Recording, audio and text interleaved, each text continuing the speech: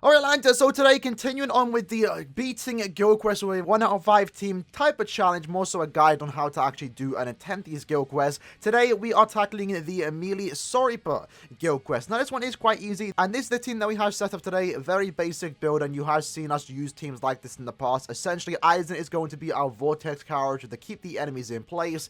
Byakuya is going to be our main DPS Nat character, and then Owetsu is going to be our team booster. Very, very simple. So, for Aizen, again, we are using him. Now, do keep in mind, he is a range character, and he isn't getting that 2x melee damage bonus. And, you know, I could have brought a melee character. I could have brought someone like Daddy Ichigo, for example, but I want to have an easier time. Again, when you're clearing with a 1 out of 5 team, the main goal is to clear, not clear fast. A clear at the end of the day is a clear. So, in this case, I wanted to just bring out Aizen because the Vortex is just stupidly OP. It means you can just easily clear the quest safely, and it allows my 2 Nat characters to basically stay alive. Again, do keep in mind, he is already 5-5 with 500 additional SP, so damage-wise, he is going to be performing like a 1 out of 5 character, but soul bomb-wise, I will be doing a tad bit more damage. But as always in the video, you will see that the soul bomb damage really doesn't make that much of a difference. For our bonus abilities, we did go ahead and give him 25% full stamina, and also weakened defense. Very important, you do give your characters weakened defense in guild quests, at least for your main lead. We're then using a Sorry Sticker, Masanga, and also Fort Pill,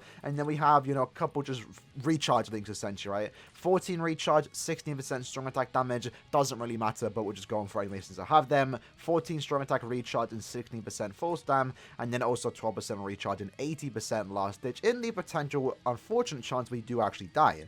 Moving on to Byakuya. Now, Byakuya's a really good character here because he does have a very high non-attack damage output, and the character itself is also immune to weakening, so you don't have to give this character extra bonus abilities or links to make sure he is immune to weakening, because this quest does feature weaken pulls, so when you are obviously using your characters, you want to make sure they are immune to weakening so they can do damage, because if they get weakened, you're losing out on a lot of DPS. So the usual build, just Hollow Bait, Chappy Dispenser, and also Sword Sticker, and then we went with a full no-attack damage build on our links. For Owetsu, very similar build, Chappy, Hollow Bait, and also Masanga. I unfortunately don't have any more stickers. A sticker would be more ideal here. It does offer more DPS than what Masanga can offer, but for some reason, I just don't have another sticker, which is kind of crazy to think about. I have a lot of accessories, but I don't have another sticker to actually upgrade and get that 30% attack. For our links, we went with a 14 recharge, 12% recharge, and last ditch. Again, in the unfortunate chance he does die here. And then we also did use this Halibo link because keep in mind, Owetsu is not immune to weakening. So what we had to do was take him to T15, give him the weaken resistance bonus ability, and then with this Halibo link, which is recharge and weakening,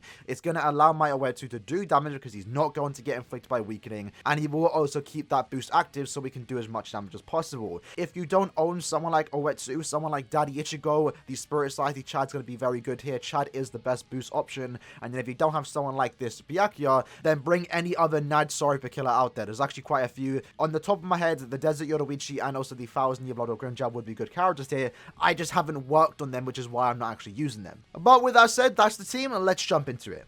Alright, so reset's actually in 9 minutes, so we do need to go through it pretty quickly.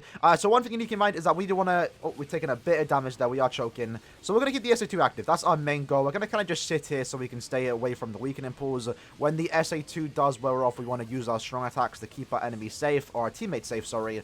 And if they can stay at full stamina, great, because then just more DPS, right? We're going to use our SA1 there into the SA2. I believe this is the final boss. I'm pretty sure, so we're going to soul bomb here. Weakening. Apply the weakened defense to the boost is still active, or the vortex is still active. It's actually also worth mentioning, both Owetsu and also Byakuya have a self-surrounding vortex, which makes them actually pretty good. So technically, we didn't even need to bring Aizen for the most part because they already have some good crowd control. But that by far was our best attempt at a guild quest with a 1 out of 5 team. As you can see there, we had 30 seconds left. Normally, it's like 16 seconds. This is a pretty easy week, but that's still quite impressive, I think, with a 1 out of 5 team. So since the team was quite successful, let's just jump into it again and see if we can actually get better than 30 seconds, I guess. I'm not sure if I did mention it for Byakuya. I did put 25% full stam because, again, as you saw there, he rarely even got hit. I don't think he did get hit once. And then we also gave him damage to drain because, again, we are using Aizen here, right? So SA2. Good spawns right there, keeping the enemies in place. I'm going to use my SA3 here into that boss. Hopefully, yeah, it killed the mini-mobs. Into the SA2, we back up. Use our SA1. Get the Ishin quite low, and then we can soul bomb. So right now we can soul bomb into the final boss, apply the weakening, weaken defense, and then let's just use all our strong attacks. Can we get a sub 25? We can. We can. That's not bad. This is actually a pretty fast team, actually. I didn't think this team would actually play that fast. I know it's a good team, right? But it's like, I didn't even get my OX to T20 because I just didn't need to. So that's actually pretty good. I'm actually pretty happy with the outcome of this team. So, yeah, that's basically the team to use to try and beat this particular week. Again, if you don't have Aizen, just bring any other Vortex character. You know, Beyond Bankai Kisuke, Shunsui, Byakuya, they're all good here. Yes, we apply weakening, so that's something the other characters can't do besides Shunsui, but it really doesn't matter. They're just here to, you know, just keep the enemy in place. And then Byakuya and Owetsu are just, again, very easily replaceable with any other NAD character or booster that has Super Killer. And there are quite a few out there. So, with the last 7 minutes left of this guild quest, I'm going to go switch to my main team and show you what I've been working with for this particular guild quest. Alright, so this is the team that we do usually use for this particular week. We have 30 seconds left to start the run. Very simple build. Bruno is going to be our main nuker. This is the build that we have rocked on him. For his bonus abilities, we have gave him full stamina plus 25% and also weakened defense, allowing us to nuke through all 5 waves if we do use our soul bomb with these 2 Ichigos. For Ichigo, that's his build. His bonus abilities, we gave him full stamina and also damage to weaken enemies. Bruno does apply weakening. And then for Daddy Ichigo, basically the exact same build. So with that said, let's jump into it. Last seconds, literally. We were pushing the time there, lads. Jeez.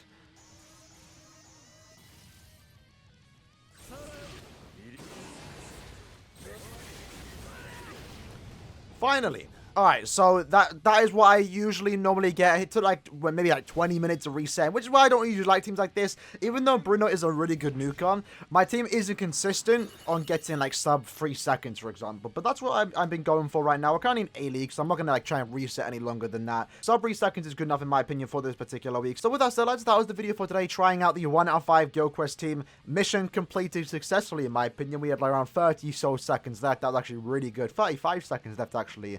And then we also, you know, tried out the 5 out of 5 max transcender team that you're only going to do if you have, you know, a bunch of dipped out characters. So with that said, in the comments below, let me know what team you lads are using, and I'll see you lads next time. Peace.